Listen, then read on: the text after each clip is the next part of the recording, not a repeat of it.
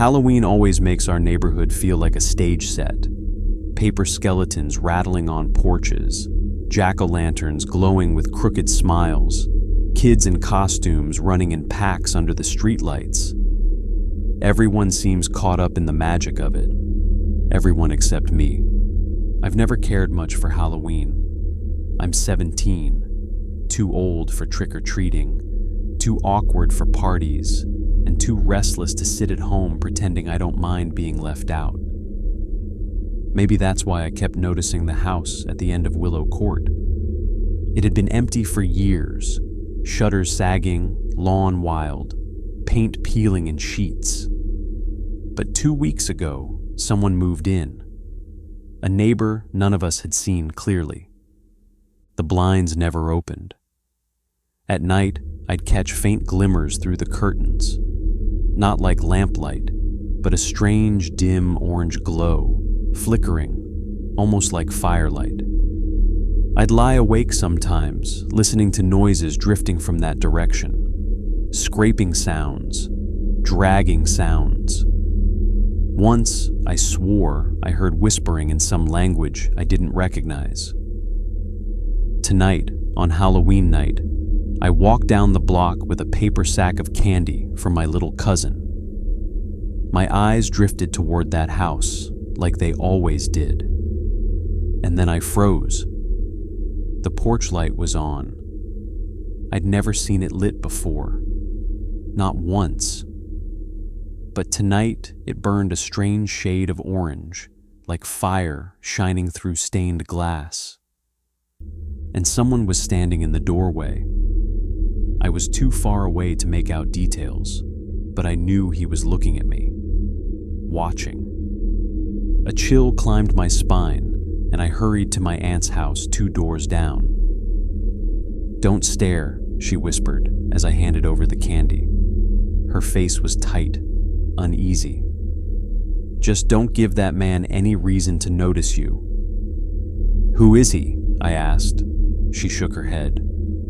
"All I'll say is, he's not right. He sits out on his back porch at 3 in the morning, just waiting, like he's listening for something." My little cousin came barreling in, roaring through his dinosaur mask, and the moment broke. We laughed, handed out candy, pretended everything was normal. But when I left and walked home through the crisp autumn air, I couldn't resist glancing down the street one more time. The figure was still there. Only now, he wasn't standing in the doorway.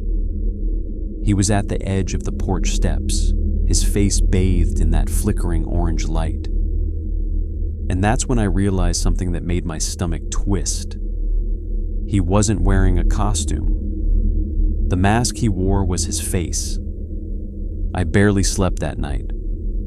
Every time I closed my eyes, I saw him standing at the end of those porch steps, bathed in that strange orange glow. Watching. Waiting. By morning, I almost convinced myself it was nothing. Just a man standing outside his own house. Creepy, sure, but not a crime. Except I couldn't shake the way his face had looked. Too smooth, too stretched, as if the skin didn't fit right. Like a mask that had fused to the bone. I told myself I wouldn't think about it again.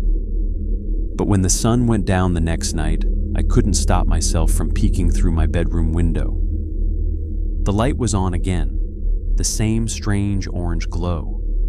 And there he was, sitting perfectly still in a chair on his porch. Not moving, not smoking or scrolling on a phone like a normal person would. Just sitting, facing my direction. My chest tightened. It felt like he knew I was watching, even through my blinds. 2 days later, I was walking home from school when I saw something that made my legs almost give out. There was a pumpkin on his porch now.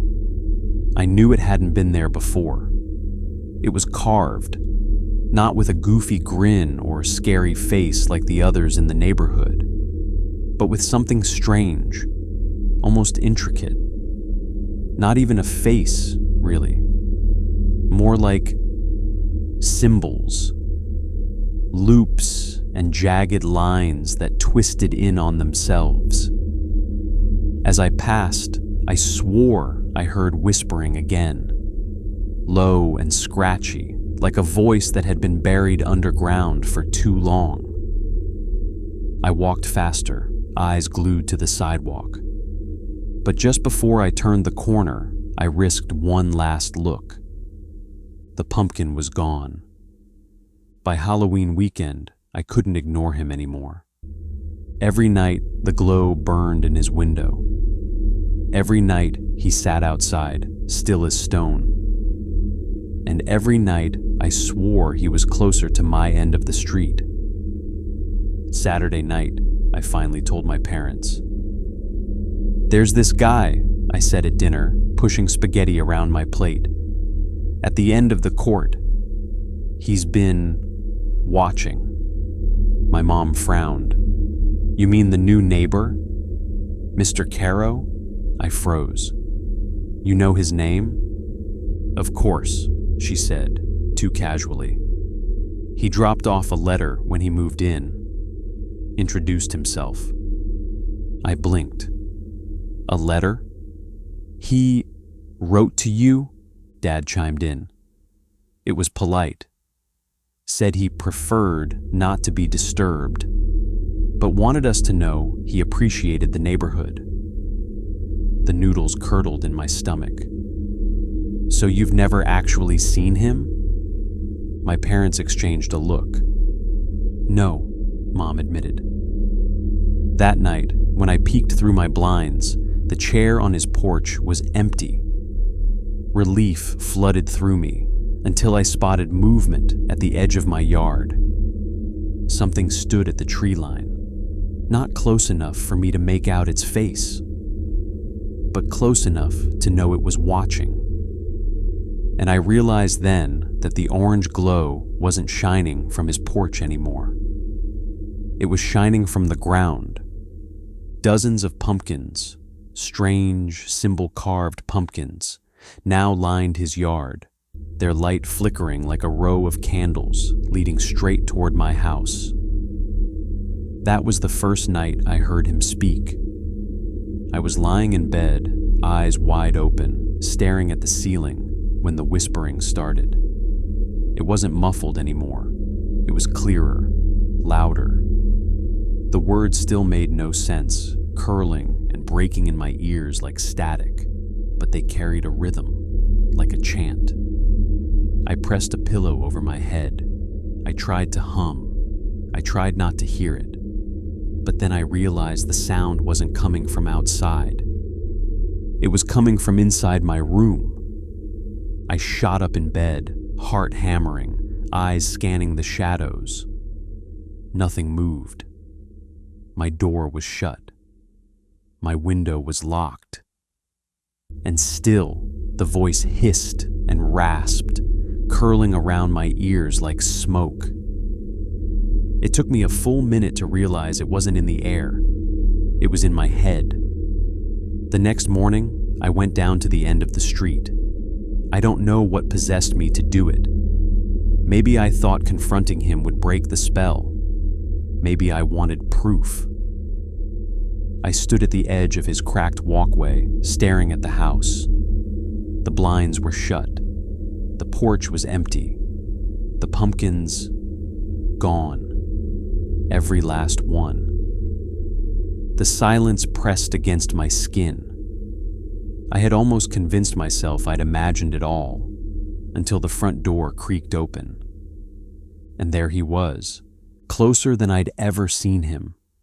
His face looked even worse up close, like someone had stretched pale wax over a skull, smoothed it too thin.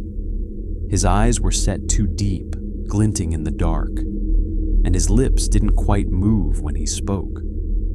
"You shouldn't watch," he whispered.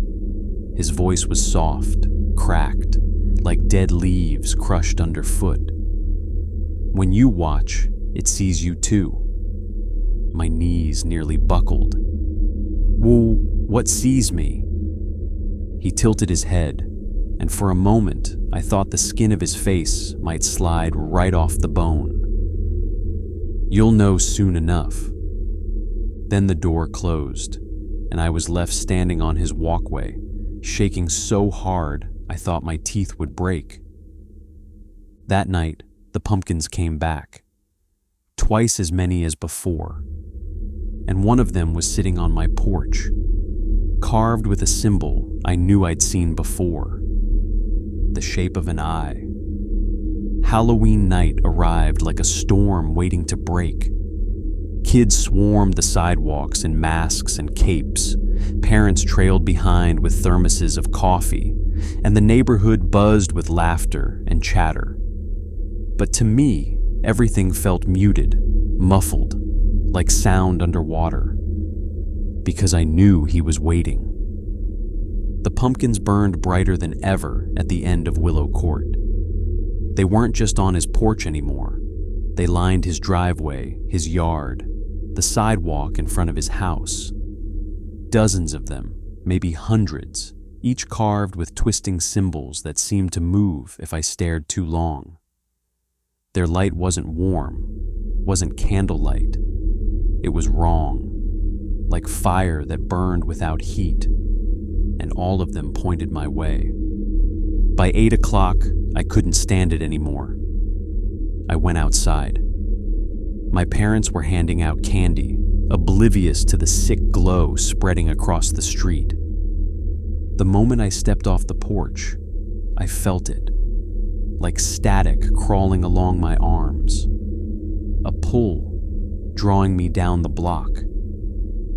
He was waiting at the center of his yard, not sitting anymore, not still, standing tall, his face gleaming with that stretched, waxy skin, his eyes burning deep in their sockets.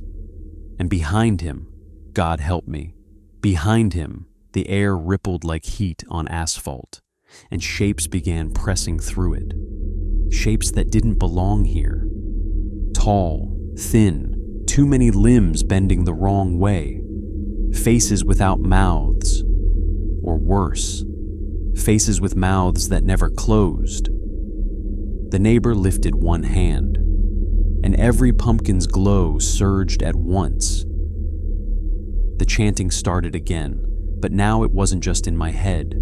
It poured from every pumpkin, from every shadow, from the very air around me. My vision swam. My legs carried me forward, even as every part of me screamed to run. "You watched," he said, his lips barely moving. "So it saw you. And now, it wants you." I staggered back, shaking my head. No, I wasn't."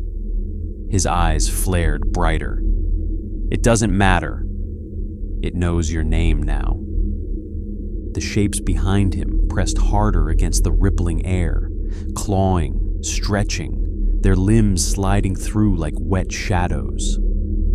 The pumpkin's glow climbed higher, flickering up into the trees, spilling across the street, swallowing the laughter of trick-or-treaters until I couldn't hear anything but the chant. And then, I don't know where the courage came from, I turned and bolted. I sprinted past my house, past the kids, past the safety of streetlights, down into the woods at the edge of the neighborhood. My breath tore at my lungs, my chest burning. Behind me, the chanting rose, voices overlapping, screaming and whispering all at once. The trees swallowed me. The dark pressed close. I didn't stop until my legs collapsed under me, and even then I crawled, leaves sticking to my hands, mud grinding into my knees.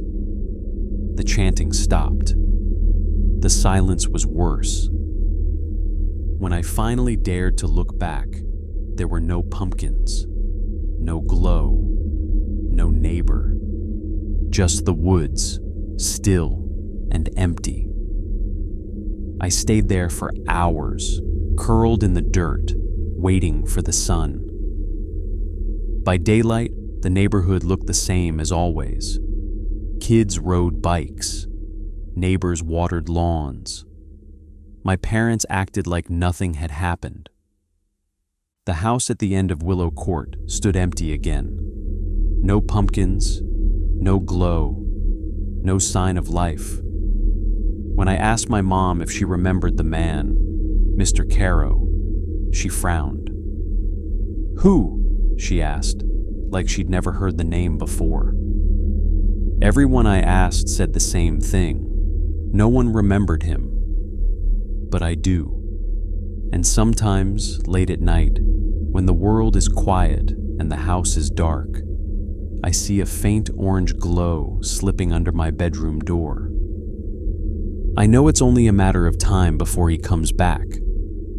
Because once you've been seen, you don't ever get to be unseen.